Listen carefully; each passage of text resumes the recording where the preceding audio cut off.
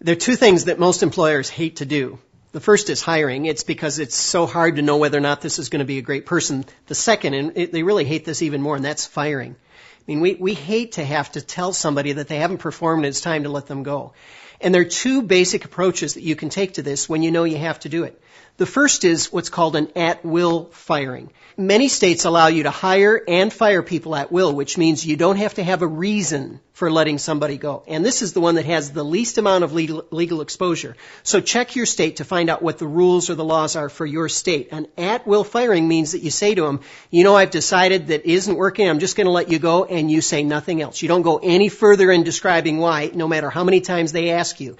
That minimizes your risk. The other way is what's called an at-cause termination of employment, and that's because they've done something and you've tried to fix it and it's not working, and you're telling them because you don't perform at the right level, I'm letting you go.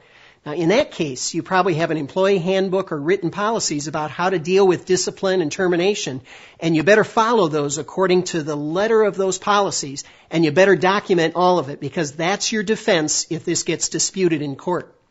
If you don't have any policies at all, now you're leaving it up to the judge to make a decision about whether or not you're being fair or whether or not the employee has been misjudged, and you're really putting too much power into their hands. In either case, whether you have a policy written or not, if it's going to be an at-cause firing, be very cautious. Make sure that you've documented everything and that the employee knows that you've documented everything. Hopefully all of that will help the employee to be encouraged to go look for a greater opportunity and not feel the need to throw you into court and create a lot of unnecessary expense.